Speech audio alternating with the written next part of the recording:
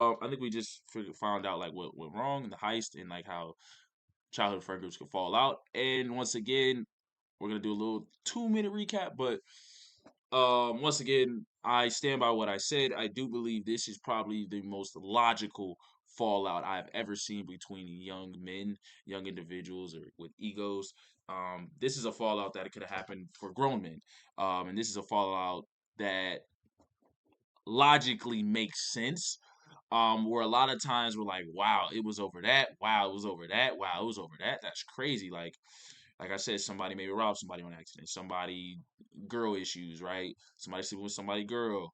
I didn't know who you were. This was more like, yeah, no, this makes sense. Like grown men would be upset. So, yeah, let's continue.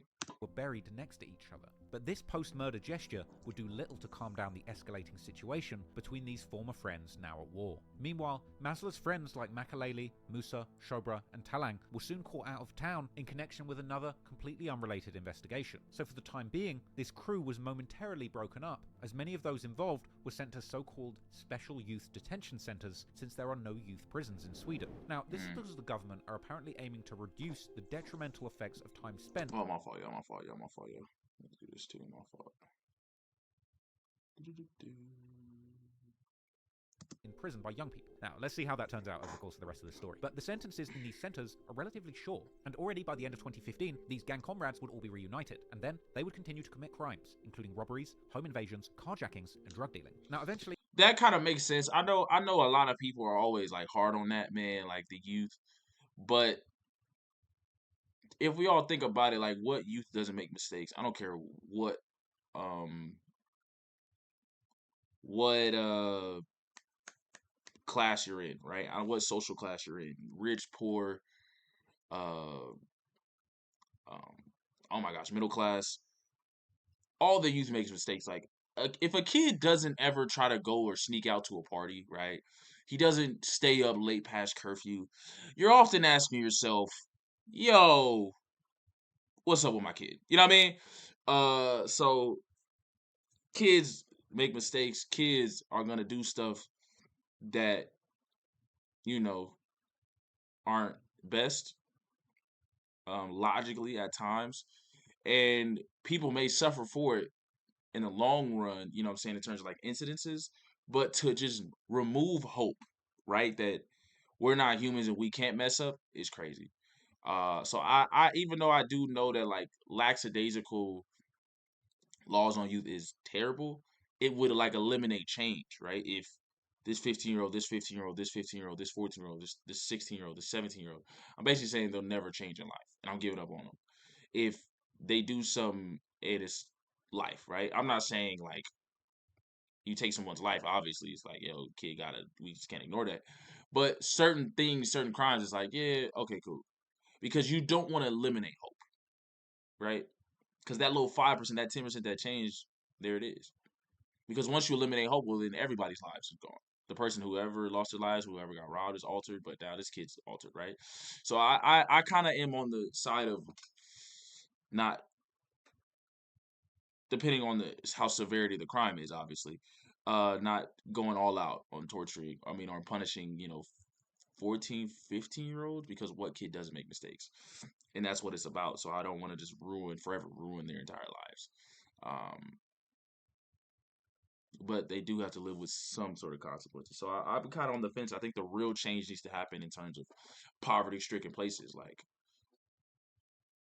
there needs to be an option so where they don't think this is a logical choice to make. Right? Everybody's like, well, I'd rather do this than just be struggling my whole life. So I might as well risk it for the biscuit. So there has to be. It's really something with the poverty in the class. Like, why is somebody struggling in your society to even eat? Right? They don't even get hot water. Right? Like that's kind of the point where I'm at. How I see it. Let's continue. all of those crimes would land these members in full-blown adult prisons, briefly lowering the temperature in the streets of Rinkeby. But soon, the war on those streets would heat up, and these Some crazy sounds in here.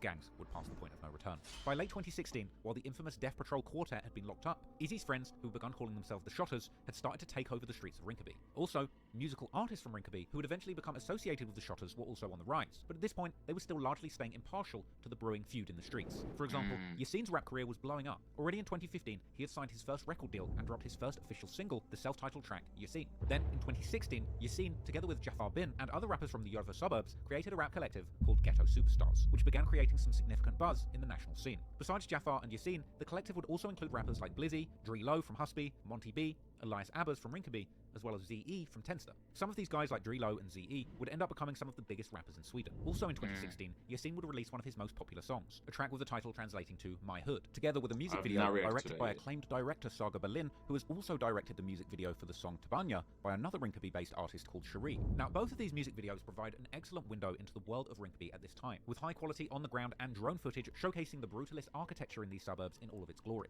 For the first time, the music coming out of these areas was giving the world and the country a window into life in the suburbs. Jafar Bin, on the other hand, who still in 2015 was shouting out Shobra, one of the core members of Death Patrol in his songs, would actually end up taking the Shottaz side in the beef in the years following the death of Izzy. And this taking of sides...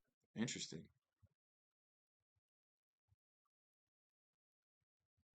Interesting. I ain't gonna lie, it's kind of weird as an American here in suburbs because we just think suburbs is such a good neighborhood, but suburbs is y'all like terrible neighborhoods. So it's kind of like interesting. Man, it's just crazy to me. Like that story is like anybody that's like you just even graduated high school, bro. Like all the hood movies is really real because it's like you just kind of think like, damn, like how we get here. Like if anybody ever watched The Wire, I think The Wire is probably the best show I think I've ever seen in my life. Because how realistic it is, bro. We all grew up together. We all like how we get here, man. We all used to make jokes, roast each other, bro. How did we get here, man? And that's the sad thing about growing up, man. For real, is you just look up and you like, bro, how did we get here? Like so and so go this path, he go his path, he goes. You just look at like, damn, bro, how we get here though, bro? We was just sharing apple juice, bro. Hey, bro, let me get a chip, bro. Hey, bro, you got some gum, bro? Hey, bro, let me borrow a pencil, bro. How we get here, man? And it's a story that everybody that's an adult can attest to, for real. Um, Speaking for myself, like one of my homies, man, he in jail right now. You know what I'm saying? So it's like, uh, I don't really talk to him at all no more. And it's just crazy to think like, dang, how did he get there? And other people that I went to school with, you know what I'm saying, lost their lives, and it's like, dang, bro, how we get there though? And it's just crazy, man. Yassine would release one of his most popular songs, a track with the title translating to My Hood, together with a music video directed by acclaimed director Saga Berlin, who has also directed the music video for the song Tabanya by another Rinkeby-based artist called Cherie. Now, both of these music videos provide an excellent window into the world of Rinkeby at this time, with high-quality on-the-ground and drone footage showcasing the brutalist architecture in the suburbs in all of its glory. For the first time, the music coming out of these areas was giving the world and the country a window into life in the suburbs. Jafar Bin, on the other hand, who still in 2015 was shouting out Shobra, one of the core members of Death Patrol in his songs, would actually end up taking the Shottaz side in the beef in the years following the death of Izzy, and this taking of sides would also be reflected in his music, eventually landing him in hot water with the Death Patrol. But before the beef would escalate to the next level, during the summer and fall of 2016, Makalele, Musa, Shobra, and Talang had gotten free once again. However, they hadn't been seen in Rinkeby, as they had reportedly been banned from the area by Shottaz members and were spending time in the city of Malmö instead, making contacts in the streets there. However, they still had allies in Rinkeby who acted as their eyes and ears back on their native block. But while that was going on, the Shottaz, who had lost many of their members as a result of a number of arrests after a recent large robbery, put them at disadvantage in the streets. On the evening of December the 2nd, an alleged member of the Shottaz, called Indiana, along with his brother Smokey, were at a local cafe in Rinkeby, without realizing that a friend of their ops had eyes on them. Suddenly out of nowhere, an automatic machine gun would spray up the windows of the cafe, making people inside hit the floor and panic. Indiana and Smokey would react fast, running into the back of the cafe in an attempt to escape through a back door. Unfortunately, they would end up getting trapped in the wrong room. Unable to escape, the gunmen would rush into the cafe, shooting both brothers, leaving them dead on the spot. After this brazen double murder, the situation would turn tense, as many people gathered around, even acting hostile towards the police at the scene of the crime. Unsurprisingly, following this incident, the police would once again struggle to catch any of the suspects following the murders, partly due to witnesses of the event either being vague about who and what. Damn, they shot that in, bro. Broad daylight is crazy. I ain't gonna lie, broad daylight, like that's crazy. Like broad daylight, bro. They act like they don't believe in cameras. Yeah, like cameras don't exist, bro. In broad daylight, they didn't even really do that much in the 70s. Like it's busy in broad daylight is crazy. I ain't gonna like broad daylight is crazy. Like that's wild. And like I said, I will say that about America. Like everything about image matters. So like doing this in broad daylight, like in a like there has to be something like off limits. Like bro, you wildin'. Like come on, man. Like y'all tripping, bro. But hey, they know that many information, but hoes behind it, but refuse to tell. Everybody like, bro, I don't know nothing about nothing, bro. And it's kind of like even on a lighter scale, it's kind of like, yeah, bro, like I ain't no snitch, you know what I mean? And for this one specifically, even though it's in broad daylight, no civilian got hurt. So it's also not like a dang, but this, somebody, little kid, you know what I mean? You can't really use that on them. And it's like, man, I don't know nothing about nothing, and I gotta live here. You're not here every day. I gotta live here. Yeah, I ain't trying to deal with that. So the thing about the police is police in the fire department. They only call it after the effect. Very rare that police prevent something. Usually don't call police until it's too late. So or the fire department. The fire department don't come till it's usually a fire, right? The fire alarm's already going off. Something already happened. So ain't nobody trying to call y'all after it happened. What they had seen, or plainly uncooperative. I guess the no snitching rule applies in Sweden too. In reality, many of the locals likely knew very well just who had been behind this brutal attack, but many were scared to share any information with the authorities. A week later, these two murdered brothers were laid to rest in front of a large crowd and media presence. I ain't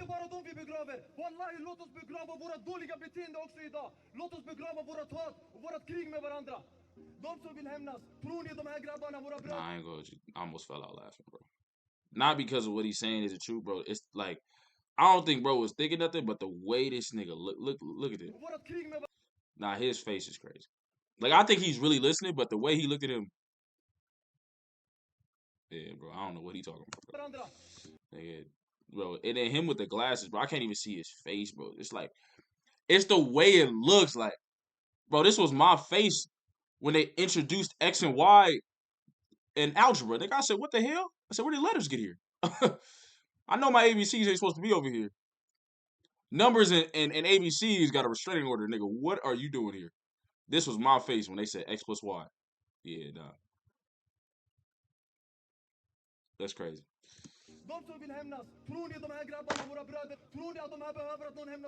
at this point, the Swedish media were already reporting on how every 10th homicide in the country was linked to the suburbs of Järva. Unfortunately, despite the police not being able to catch anyone, in the streets, revenge would come swiftly. Only about 2 weeks after the double murder, Musa would check himself in at a hospital in Stockholm with gunshot wounds to his lower body. Fortunately, he had worn a bulletproof vest that had stopped shots hitting his upper body, likely saving his life. Police would later gather that he had been targeted at a parking garage in the suburbs of Hulsta, near Rinkeby, in the early morning hours. Once police arrived at the crime scene, Musa had already left for the hospital, but at the scene, they would find 2 AK-47s and a car full of bullet holes with at least 40 shell casings. Damn. Unfortunately, Musa had returned to Stockholm with one of their new friends from Malmö, a man named Atto, aka A2, who was connected to gang members in Malmö who would later be known as Los Suecos, or the Swedes, a crew of contract killers who murdered numerous people in Spain. Atto was also an alleged drug dealer with connections on both sides of the conflict in Rinkeby. Those connections would end up costing him his life, as later that day, Atto would allegedly end up meeting a guy called A from the Shottaz side, who allegedly collected debts owed to him by Indiana, who had just been killed. Security cameras would reportedly capture Atto walking with A and another guy to a wooded area when Atto was suddenly shot, after which A and the other man would continue walking as if nothing had happened, leaving Atto seriously injured on the ground. The next day, he would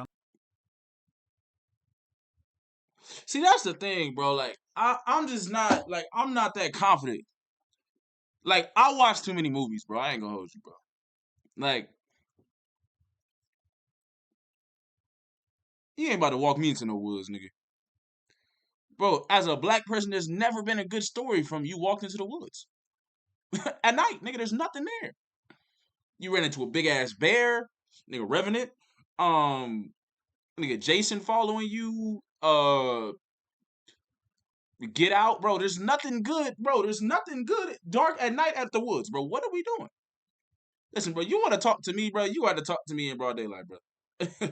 But I don't know. They wild in broad daylight too. But bro, I'm just not. You're just not. I don't care. I don't care, bro. Our bitches got to meet at night in the back in the woods.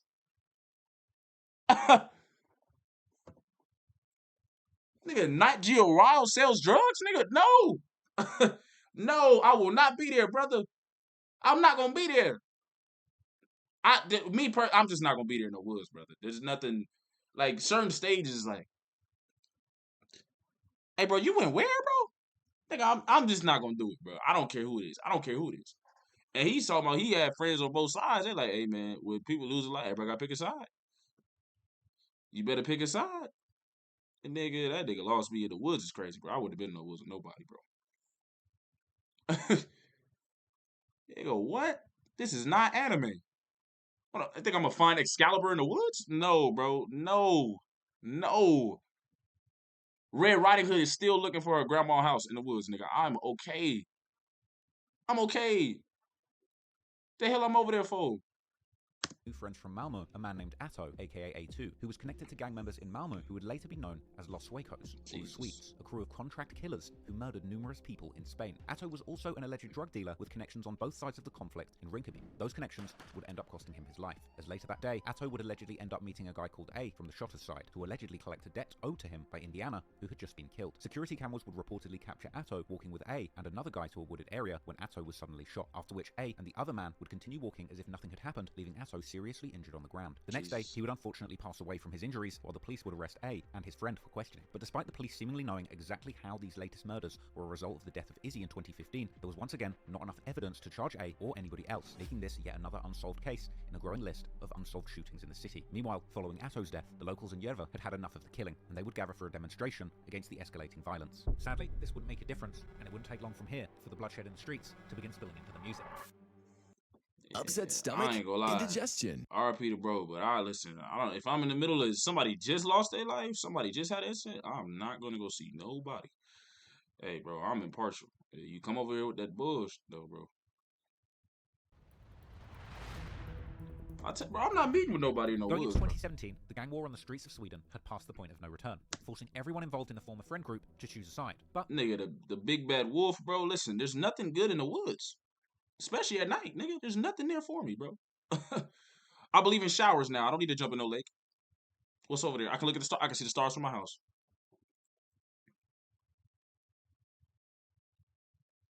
I want to hear a cricket, nigga. I'm cool. He loud enough. What am I going in the woods for, bro? There's nothing there for me. S'mores? Got a stove at home, brother. What are we talking about? Listen, I'm not beating. See, that's the stuff. But you in that life, you gotta meet people in the most wild places. Nigga, it ain't happening. Not for me. Cool, brother.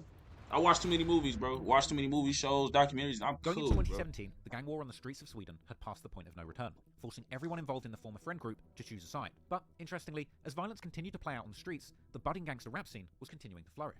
In February, rapper Jafar Bin dropped his debut album, Ghetto Celebrity. The album starts with the song Gold Rush, where Jafar raps a seemingly ambiguous line, 33 shots in 3 seconds, with the line being accompanied by a sound effect of an automatic rifle. In Rinkeby, this was taken as a clear diss towards Musa, who had not too long ago survived such a hail of bullets when he was ambushed in the parking garage in Hulster. Elsewhere, in another song that translates to I Say a Prayer, Jafar also raps together with the Tenster rapper ZE from their Ghetto Superstars collective about the effect that the death of Izzy had on them, with ZE rapping about how losing Izzy left him with deep wounds, while Jafar seemingly describes his last meeting with Izzy after the Forex robbery, describing seeing Izzy and his accomplices with an apparent 2 million Swedish krona in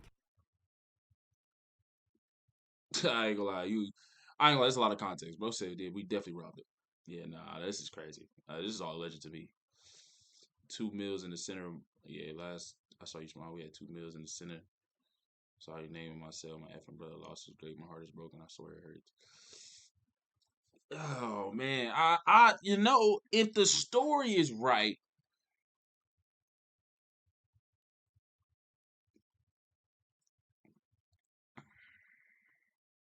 that's a lot of money, man. That's a lot of money, man. That's a lot of money to talk about a heist with and them not. I don't know what happened. I wasn't there. I'm just saying. I see why the fallout happened. cash, with Jafar implying that Izzy had even predicted that he would end up in jail or dying by the gun. Then, some months later in July, Jafar features on another rapper's song, which translates to No Man's Land, where he mentions one of the main members of Shottaz, Faye, or Frankie, who was locked up at the time, implying how Faye had told him that once he gets out, the Shottaz will rule Rinkeby. However, there was a problem. The Shottaz had been weakened by all the recent arrests targeting their members, and Jafar was getting himself involved in a war against an increasingly brutal gang. A few months earlier in April, a man named Nabil Haidar had been killed execution style in the city of Uppsala, about an hour north of Stockholm. Haidar had alleged connections to Uppsala's criminal underworld, as well as many enemies, and members of the Death Patrol had now allegedly broadened their criminal enterprise and taken part in their first contract killing. The group was also allegedly tightening their grip on the drug markets around Rinkeby. At this point, they would now have the money to bring in large quantities of dope and a deadly reputation as a group not to be messed with. Their reputation would further gain infamy as the Swedish news media would in May, for the first time, introduce this gang under the name Death Patrol, in an article which discussed an alleged 10 murders committed by this group at this point. Then, one day in August, the main members of the Death Patrol, including Makaleli and Musa, would catch Jafar after he left his home. After catching him, they would record a video G-checking him, seemingly threatening him with a gun, beating him, and forcing Jafar on his knees to the ground. And then the video would turn into one of the most disrespectful things I've ever seen done to a rapper in any video I've ever covered, and that includes Chicago. These members of the Death Patrol would punch and kick Jafar whilst dissing him on camera, and then they would go on to film themselves into his face as they continue to beat him. This was a disturbing act of humiliation.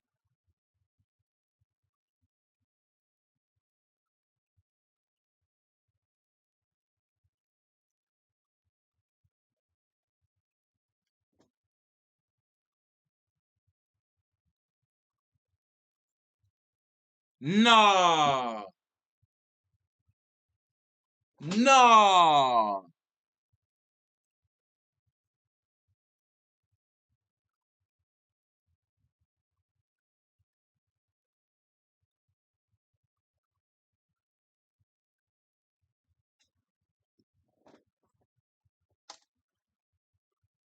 Nah.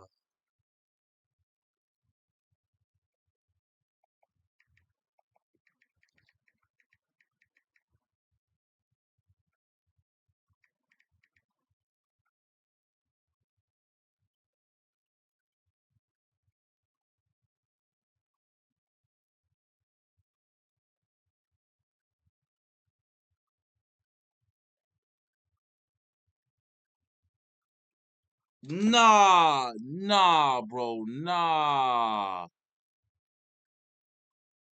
He left his home. After catching him, they would record a video G-checking him. Nah. Hold on. Hold on. Hold on. Hold on. Hold on. Hold on. Whoa.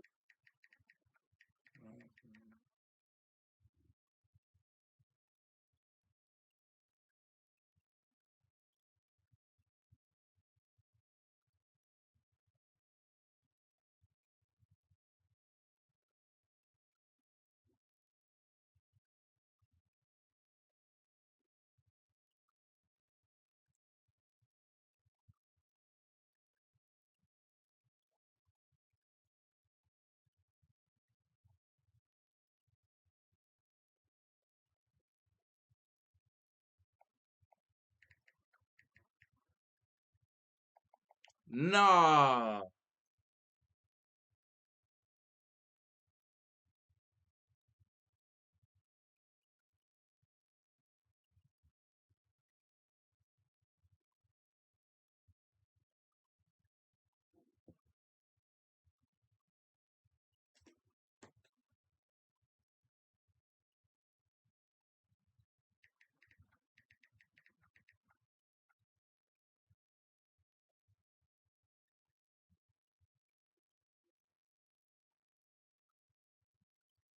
Bro, there's no way, bro.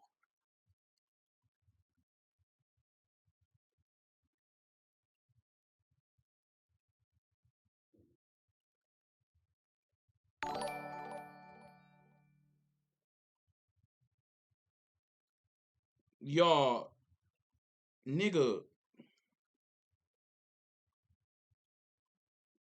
y'all, ZT, I appreciate the follow, bro.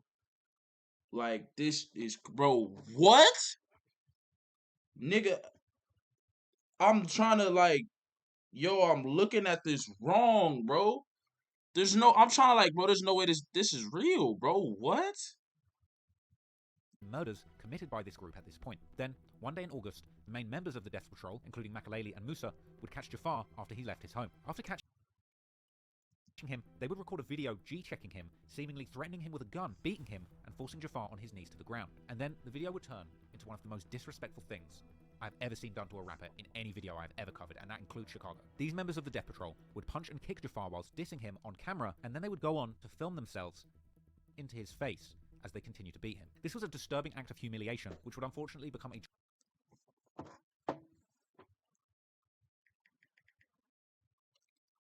Nah, bro, there's no way, bro. Hold on, y'all. I'm sorry, this shit is crazy, nigga. What?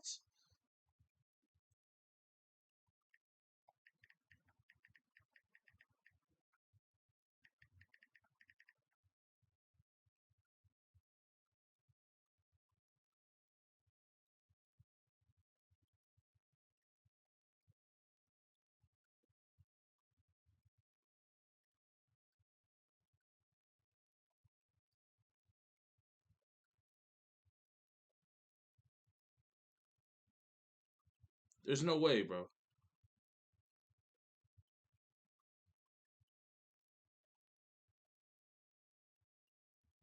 Hold on, y'all. Nigga, I don't even know what to, bro. Nigga, I don't know what to say, bro.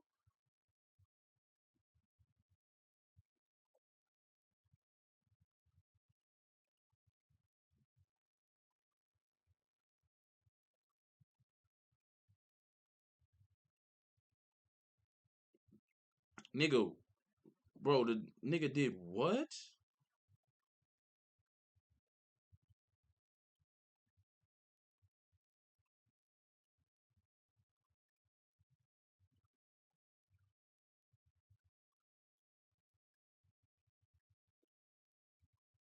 Nah, I ain't gonna lie, bro. I'm doing a Swedish documentary, bro. We not reacting to nothing else, bro. This, bro, I don't even, nigga.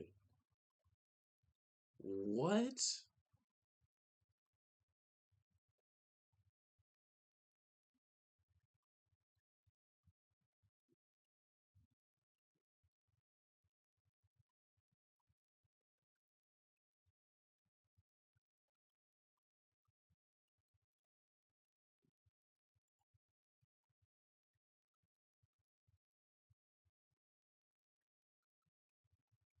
Nigga.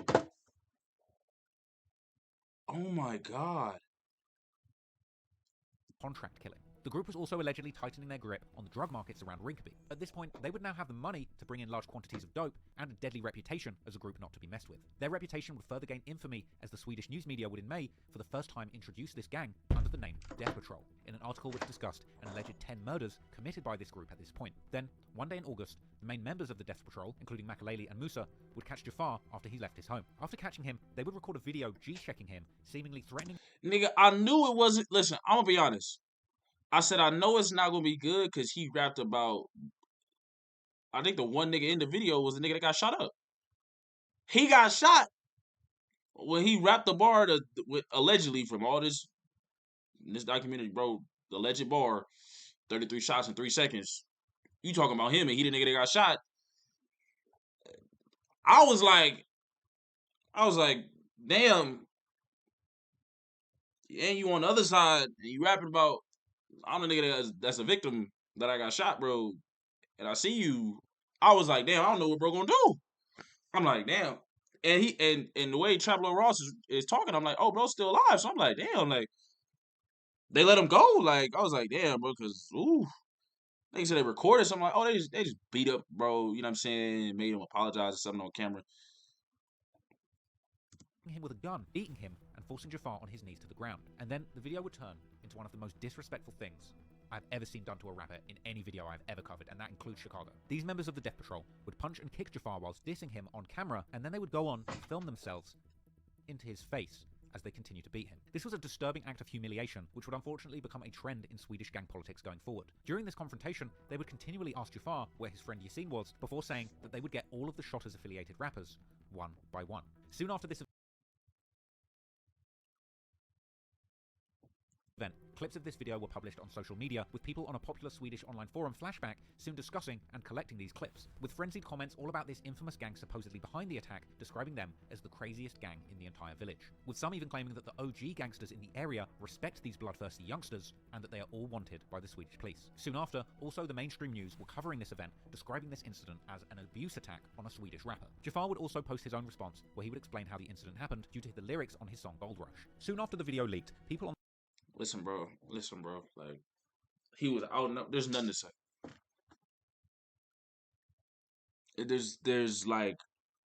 There's nothing to say. Nigga, I'm okay being a civilian. There's nothing to say to that.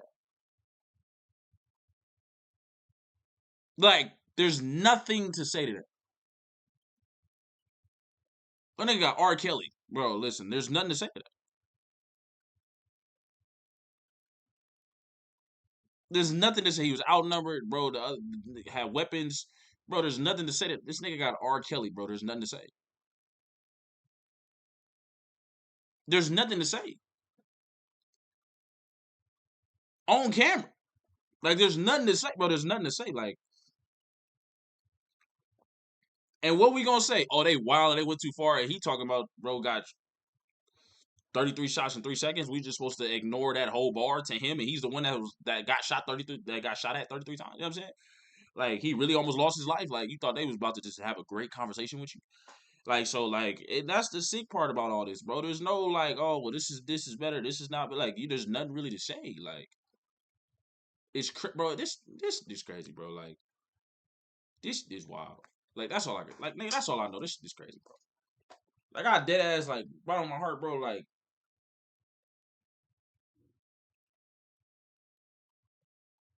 I don't know what a nigga this. I don't know what you're supposed to say or do. Bro, this crazy. Bro, on camera, like,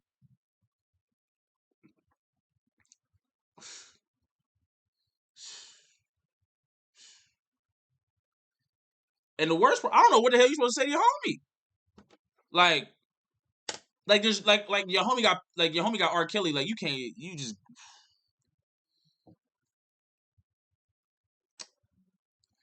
It don't matter what happened, bro. It's on, like, bro. There's nothing. Bro. Seeing your homie seen the video, like, a nigga, bro. Like, it is out there, like, the whole world, like, bro. There's nothing, like, that's forever on your jacket, like.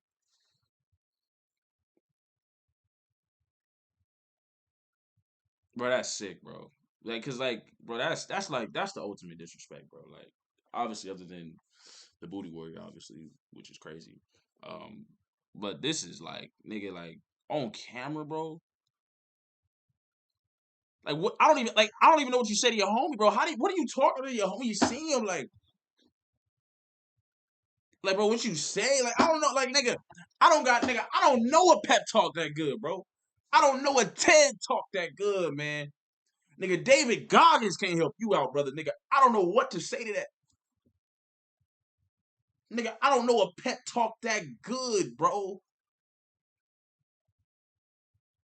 I don't, bro. I don't know a pep talk that good in the world, nigga. I tried to call Coach Carter. That shit went straight to voicemail. He said, nigga, I don't got it. Bro, I tried to call Remember the Titans. Nigga hung up on my face, bro. I don't know a speech motivation that damn well to, like, cheer somebody, bro. This is crazy, bro. What? Nigga, R. Kelly, bro. I don't even know. I think I was flabbergasted for like 5 minutes. I don't know what to say. I really wouldn't know what to say to my homie. Like, I look at this nigga, I'd be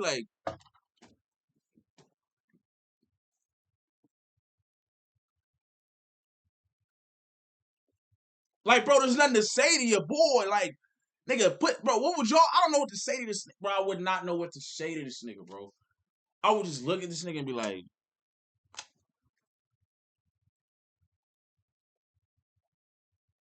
nigga come in black eye, like.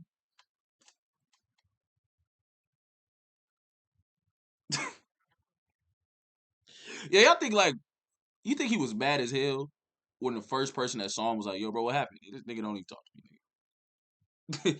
This nigga got beat up, awful day, worst day of his life, nigga.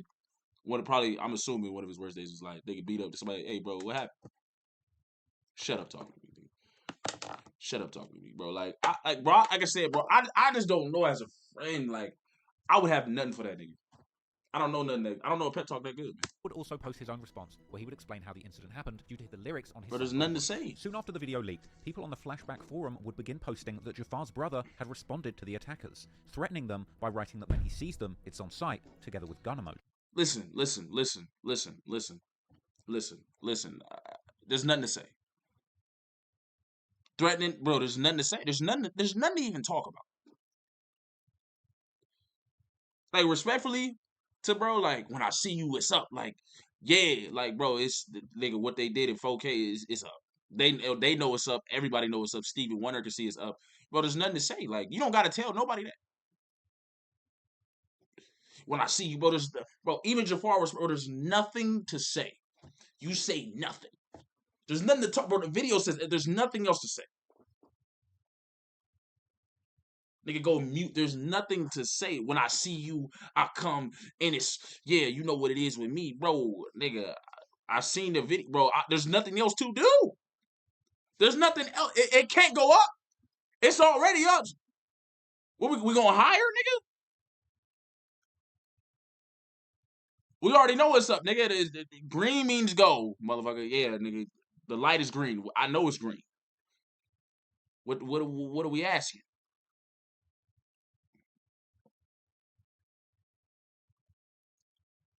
You know I run fast. It's the Olympics, nigga. We're on the track team. I hope you run fast. Like, bro, there's nothing to say, brother.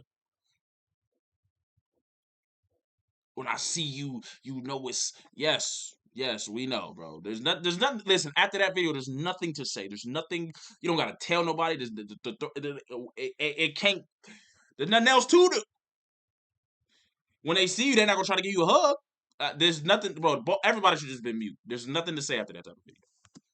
These so-called humiliation robberies have become increasingly common in Sweden in recent years, with other rappers being targeted as well. And according to some, as a result of the country's immigration policies, according to rumours on the Flashback forum, and later reportedly confirmed by police reports, McCann, aka Makalele, would actually end up running into Yasin that summer, beating him unconscious outside of a fast food spot in Rinkeby. After being beaten up and humiliated, both Shottaz affiliates, Jafar and Yasin, began reportedly getting much more involved in the gang lifestyle. As can be seen in pictures taken in September 2017, that police later found in a confiscated phone, where Jafar, who can be seen wearing a white hoodie, is pictured holding an automatic rifle, as well as later photos taken by police after Jafar had been arrested, where he had been out wearing a bulletproof vest. At this point, the disrespect had gone to new levels, completely unimaginable at the start of this beef.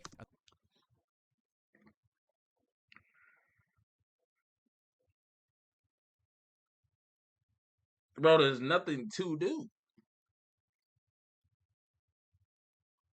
I'm gonna be honest, bro. There's nothing to do, bro. There's nothing else to do but get more. Like, and I'm gonna speak on more Yasin. Like, so it sounds like they didn't do the wild humiliation part. They just beat up, bro.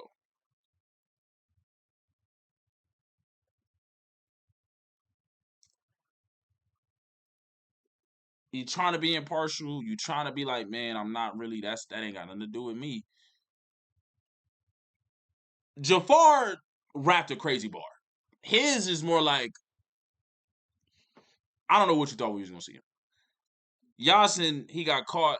It seemed like, but after the Jafar, bro, hey man, say man, hey nigga, what? Wise men will learn from others. Man, but you can't help. It's like, bro, like if you outnumbered and somebody grab your girl cheeks while you there in front of your face, like you can't help but swing. Like, cause something in you, like, come on, man. Like, you know what I mean? Like, you got me, bro. Come on, bro. I don't care if we outnumber, bro. I'm swinging on you, like, bro. You wilding like that. That just don't feel good in my spirit, nigga. They can't help but go. If you don't go deeper, you might as well just stop rapping. To be a civilian. I mean, there was nothing else for them to do, really. Just because your spirit as a man is like, nah, these niggas got me messed up. But what did I just say? What did I just say in terms of the police? You don't call the police to tell the house. You don't call the fire department to the house already on fire. They already caught fire. Police don't usually come until after the problem. It's a problem. Oh, y'all want to go in crazy? It already happened, brother. And I know, from Elixir Receipt, the other side, not the Shottaz, is Death P, whatever their squad, their name. I mean, they disrespected you with another, like, bro. I don't even, nigga. That's some anime protagonist backstory, nigga. I don't know what, bro. I don't even know what to, bro. I don't know what to say, bro. But all that you in the middle, once I don't know. Yasin just got probably like got caught lacking. It sound like, and they wanted to hurt, bro, but not like there's not that like as much animosity as it was for Jafar. It seems like, but what you want to do? Like, this is crazy. They all used to be like, bro, like. Pictured holding an automatic rifle, as well as later photos taken by police after Jafar had been arrested, where he had been out wearing a bulletproof vest. At this point, the disrespect had gone to new levels. Yeah, nigga, Steve Wonder told you at the that. start of this beef, and those rappers who were gang affiliated would begin to get more and more deeply entrenched in the ongoing gang war, bringing yet more violence and police attention to the growing gangster raps. Bro, great cocktail. Nigga, R. Kelly'd you, bro. Like, I don't even know what to say, bro. Like, nigga, y'all niggas is wild, bro. From 2017, the police in Stockholm were beginning to take the war between the Shottaz and the Death Patrol much more seriously. Particularly the core members of the Death Patrol, whose every move were being followed closely by the police, as well as the growing mass of Swedish gangster rap fans. During this time, these gangsters would travel within Sweden, as well as abroad in different countries, such as the UK, Spain, and the Netherlands, where they were either spending their street and rap money on vacations, flexing their jet-set lifestyles on social media, or, as the police were increasingly suspecting, doing international deals to further the success of their illicit enterprise. They were also allegedly creating new contacts with other gangs in Sweden, such as the terrifying Hit Squad. Niggas making a photo book is crazy. Nigga making a hood blog, nigga. This is crazy, nigga. Niggas documenting their own travels, their meetings. This is crazy. That's crazy. I ain't gonna do. Behind the underworld, 30 for 30. Nigga, what are we doing? Why are we writing this? Why are we documenting this? Yeah, bro, I just hit here, bro. Just tell the world, huh? Countries such as the UK, Spain, and the Netherlands, where they were either spending their street and rap money on vacations, flexing their jet-set lifestyles on social media, or, as the police were increasingly suspecting, doing international deals to further the success of their illicit enterprise. They were also allegedly creating new contacts with other gangs in Sweden, such as the terrifying Hit Squad, the so-called Headshot League, also known as the Tensta Network. In October 2017, police would move in and arrest the core members of the gang for the contract killing of Nabil. However, once again, there seemingly wasn't enough evidence to charge them, and in the end, everyone was let go, even Shobra, whose DNA was even found on the murder weapon according to prosecutors. However, before all of the Death Patrol members were freed, their rival the Shottaz would take advantage of their absence and make a move, targeting the little brother of Masla, one of the deceased 3 MST members who originally founded the group that eventually became the Death Patrol. Nicknamed Machiavelli after Tupac's famous pseudonym, he had become involved with the Death Patrol after his brother's death. On the 23rd of October, Shottaz members ambushed Machiavelli in Rinkeby and shot him with an automatic rifle. Fortunately, due to his bulletproof vest, Machiavelli only received mild injuries, and soon the media would get wind of the shooting being connected to the Death Patrol and reporting on this feud being responsible for a dozen. Damn, them niggas was studying 50 Cent, huh? Boy, they was studying 50 Cent. You know, 50 Cent, G Unit, his buff ass wore that shit like it was uniform. Shit, they keep that bulletproof vest on them. That nigga used to wear like uniform. Shit, I see why. All of them, yeah, bulletproof. Man, what? Eat, sleep, nigga. I got a backup for the backup. If I was there, I'd be wearing it too like that, bro. Uniform. Roll call. How people be wearing them Nike Techs and them drill pieces? Bro, I'll be rocking with bulletproof vests all the time, bro. This is crazy. Bro, listen, look at this, kids. You gotta rock a bulletproof vest like this is Call of Duty, nigga. What? Bro, be a civilian, bro. It's cool, bro.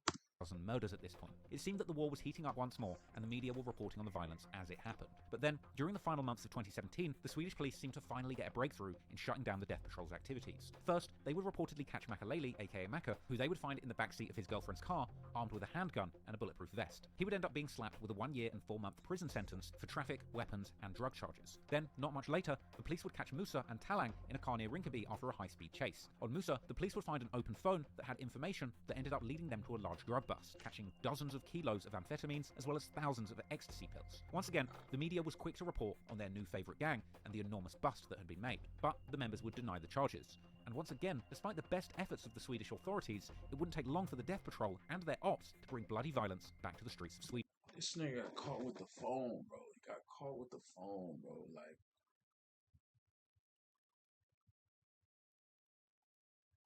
bro, all else fails, break the phone. Bro, break the SIM card. Bro, am I speaking crazy? I don't know, bro. Like, bro, I don't say nothing on the phone. They've been saying that since the 60s, 70s, 50s, bro. Like, nigga, break the phone. Nigga, I'm shooting that mother, bro. I'd have shot the SIM card. I'd be like, nigga, hold on, we about to get. Why they chasing us? I'd be like, nigga, this motherfucker not breaking. Hold on, kid. Hold on, bro, nigga. What? I'd have stabbed it, nigga. Did everything in my power to break that hole. What? Yeah, just call me with bro. What are we doing? What are we doing, bro? Sweden. This is crazy, bro.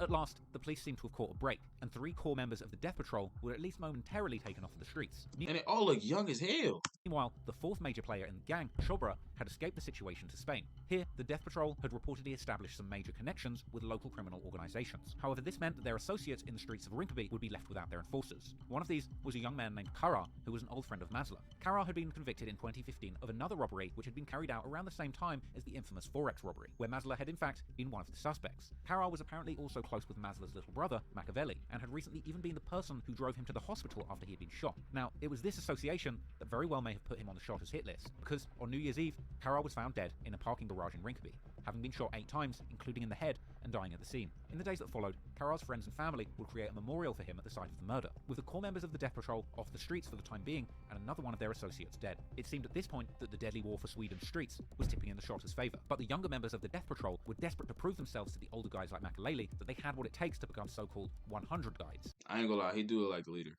Like, the way this photo is, he look like the leader. Yeah, he look like the leader. He look like he don't. Yeah, he look like he the one.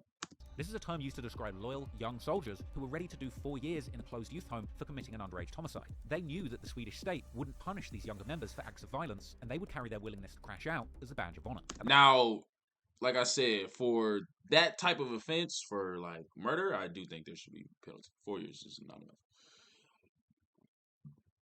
About a week after Kara's death, on the 8th of January 2018, Shottaz affiliate Hamza, also known as Peps, was hanging out at Rinkeby Centre. According to some, Hamza was not much involved with the gang life, which is why he actually felt safe hanging out in the middle of Rinkeby. The police would later find out some interesting messages that his girlfriend had sent him, suggesting that even she wanted to be part of the alluring gang lifestyle. There were also rumours circulating that Hamza had actually given the location of Kara to Shottaz members before his murder, which had ultimately made him a target. After hanging out in the centre of town for some time, Hamza went to eat at a local pizza place, where he would meet some friends. However, at this point, Hamza had seemingly been followed by affiliates of the Death Patrol, including people who were already inside of the restaurant. Then, at around 7:30 PM, security cameras would capture somebody walking confidently into the pizza place, entering the door just as somebody else was exiting. At this point, they would immediately raise a handgun, shooting Hamza twice in the head and neck, and immediately running away. Soon after the brazen execution, photos taken of Hamza's lifeless body would begin spreading on social media, and the news would begin to report of both. Nah, that's some mafia.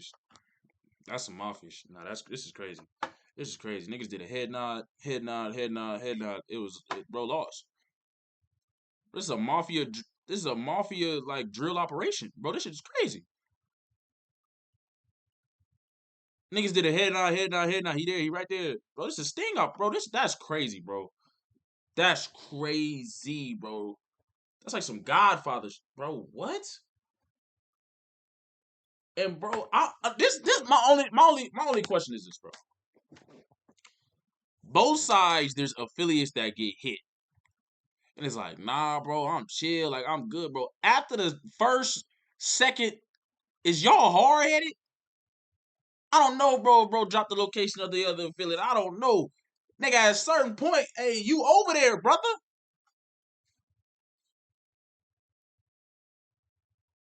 What, like, at a certain point, I ain't saying you gotta join, But I'll be like, oh nah, it don't matter what they gonna see me over there, brother. So I might as well be moving kind of crazy. Like I need to be moving very protective. Like yo, I'm not with them, but them niggas is gonna look a certain way. They gonna call me guilty by association. You ever heard that? Guilty by association. Nigga, you ever tell the teacher, bro, I wasn't even laughing. You guilty by association. If you ever been on a sports team, one dude messed up, they be like, nigga, you all running. Go ahead, all got laughs. Coach Heine, it was just him. Guilty by association. Yeah. Guilty by nigga. It's like these people's hard headed. Bro, I would not be around nobody, bro. They already see me over there. Bro, they keep acting shocked. I'm confused why they confused. What are we talking about? That's the only thing I'm shocked by. Everybody forgets that it's like, yeah, man, they not gonna see me like that. I'm impartial. You the fourth person to think you impartial. How many times it was like, yeah, bro, you that, yeah, bro. I don't. Hey, if I'm close enough. That's how they doing it. Close enough.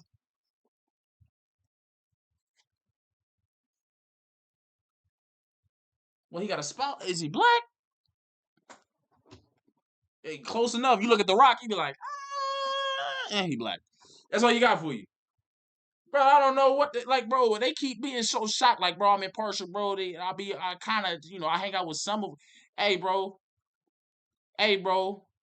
You close enough, and it's not like you the first person that was just an affiliate or legend or main. You know what I'm saying? Like, I'm like, bro, the third, fourth thing. Bro. It's yeah, man. Oh yeah, it's like people. I ain't that hard at it, brother. Yeah, man, I ain't that hard at it, brother. It's crazy. And the fact that the gang war had continued to play out on social media. The police were first suspecting Karol's older brother for the murder, and they started surveilling and tapping his phone, where they would hear him imply that he'd had something to do with it, catching him making the ominous statement, just as they took one from me, I took one from them, and vowing to continue to get it back in blood for his gang. While being surveilled, Karol's brother would have a meeting with a man named Dumle. This was a Death Patrol affiliate who would later become a notorious figure in the gang, along with a 16-year-old boy named Shaki, who was one of the young people in Rinkeby allegedly selling drugs for the Death Patrol. Looking into Shaki, the police would find interesting similarities with the shooter, including matching gloves and shoes. Further search warrants on different locations would also uncover a cache of serious firearms, one of them actually turning out to be the murder weapon where Shaki's DNA was also found. Police would also find messages between Shaki and the core members of the Death Patrol, indicating that the underage boy was used as a contract killer by the gang, knowing that he would receive a much shorter sentence, earning him the status as a 100 guy. At least partly due to the huge disparity in adult and underage sentencing, using these so-called child soldiers would increasingly become common amongst Sweden's gangsters. Shaki would eventually be found guilty, becoming the first to actually be convicted of murder in this war that had so far claimed so many lives. But, of course, as an underage offender, he would only receive 3 years in a closed youth home, even 1 year less than the 4-year maximum. In many ways, that's like that in America too, in California too. Like a lot of the youth, like so. That's not that crazy. They like everybody around always recruit the youngest. Sweden's liberal and empathetic approach to crime was creating an obstacle to the authorities tackling the serious violence playing out on their streets. But ironically, it would take the war spilling into a neighbouring country for the perpetrators to be punished with the full force of the law. But for the time being, the Swedish authorities would continue their losing battle, as they would continue to attempt to get some of the most high-profile gangster rappers off the streets. It's crazy, bro. That's crazy. Niggas said the gloves, the shoes. What? These should have worn some generic shoes. I got like some Vans. While this was all going on, Shottaz rappers Jafar Bin and Yasin were increasingly getting involved in the conflict in the streets, and they were actively using their music to taunt their ops. In December 2017, Jafar released a song called Shottaz, where he raps in depth about the deaths of Indiana and his brother Smokey that had happened a year before. He would also shout out other Shottaz members and threatening their ops for a major revenge that was coming, going as far as to say that he will kill 10 people to get back for his brother's deaths. In January... Listen, bro. Like, there's like Yasin. You lived to fight another day. Oh boy, there's nothing to say. I'm gonna say there's nothing to say. There's absolutely nothing to say.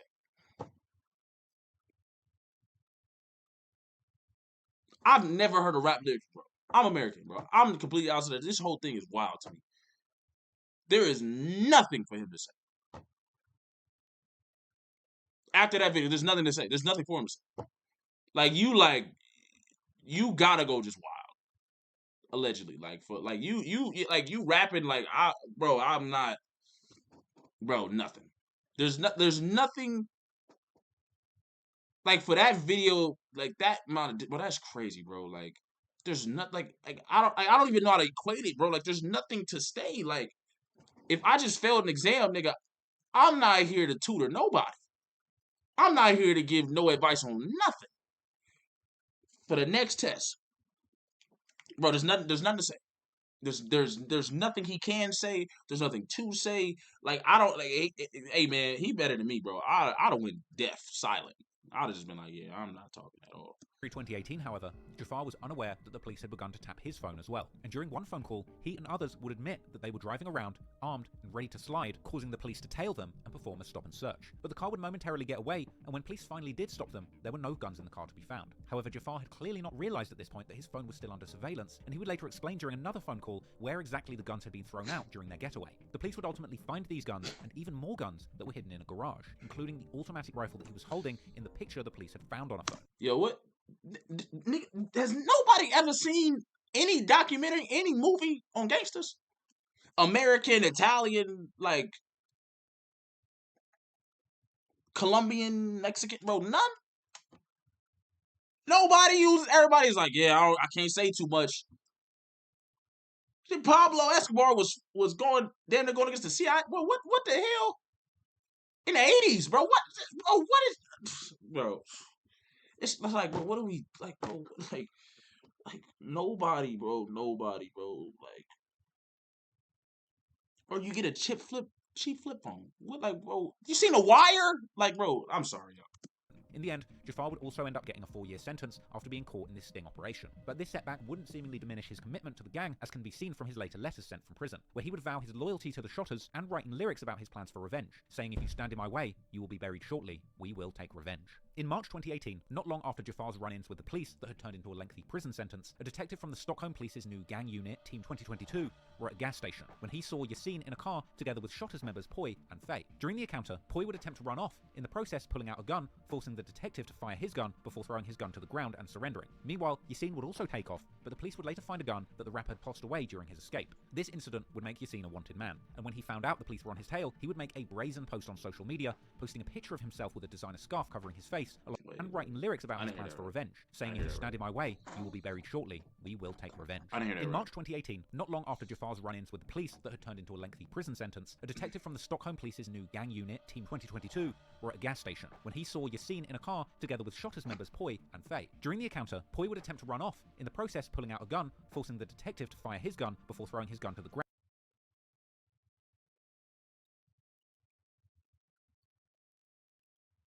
And surrendering. Meanwhile, Yasin would also take off, but the police would later find a gun that the rapper had tossed away during. Hey, shout out that police officer, because there's not a lot of police out there, man, that see you even whip out a gun and they don't just instantly. I mean, y'all seen the video, especially in America, bro. They trigger happy sometimes, no matter, a lot of the race. Doesn't matter the race, they wildin', but specifically with black dudes, it's like you don't get no benefit of the doubt. So for him to look out and be a part of the gang unit, he probably kind of already knows idea what these guys are and all the crazy things happening. For him to not immediately see a gun and be like, shoot, fire. Big ups to that police, man, and just kind of make a warning shot like, bro, put it down. Like, I know you ain't even trying to really go at me. Put it down, brother. So the big up to that police officer, for real, man. During his escape. This incident would make Yasin a wanted man, and when he found out the police were on his tail, he would make a brazen post on social media, posting a picture of himself with a designer scarf covering his face, along with the text, "Catch me if you can," along with hashtag F. You know, it's crazy. I think they says Tay-K did this. I want to say Tay-K did this around this time. And I think Suspect did this too. Tay-K, I think, did it first, though. While hiding out from the police, Yasin was still creating a big buzz in the Swedish rap scene, and he would capitalize on comparisons to other American drill rappers who had evaded the law by dropping a new song and music video titled Chicago, which currently stands at over 8 million views. The song compares Stockholm to the home of drill music, Chicago, and has appropriately themed lyrics about guns and violence. But more specifically, the song begins with lyrics where Yasin mentions multiple Shottaz members by name, including Faye, A, and Poi. He also makes reference to a garage and sending someone to Allah. The garage reference was taken by some to refer to the murder of their Death Patrol rival Kara just some months earlier, with there even being fan theories on social media that Yasin may have been the shooter. In the second verse, Yasin continues to refer to his Shottaz gang, saying, "Rest in peace Indiana, who was killed in the cafe in Rinkeby," as well as showing a picture of him in the music video, and going on to shout out yet another member, his manager Frankie, aka Faye, who sits next to him in the video. In that music video, Yasin is wearing the same scarf as in the earlier social media post, and there are several people in the background whose faces are blurred out. Now it seems that Yasin was taking full advantage of his status as a gang-related wanted man by the police, but despite the clout that he was picking up in the gangster rap scene, all of this attention would wind up being a lie. liability. And not long after that video's release, Yasin would be arrested. Like Jafar, Yasin was convicted of firearms offences as well as other smaller crimes and sent to prison. For a rapper on his way to the top of the Swedish rap scene, going to prison was undoubtedly a huge setback. But at the time, Yasin couldn't have known that this prison sentence would likely save his life. As soon, the deadly violence would continue, this time spilling even beyond the borders of Sweden. Design, develop, scale, repeat. Nigga, this shit is crazy, bro.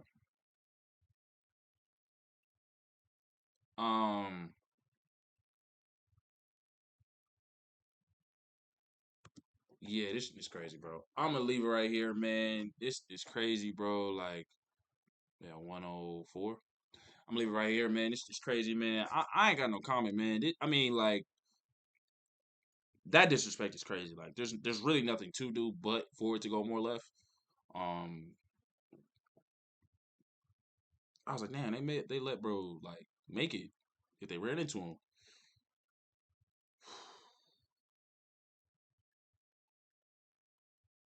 Be a civilian, man. This is sad, man. It's crazy. Like I said, at the end of this thing, when you really think about it, they all grew up together.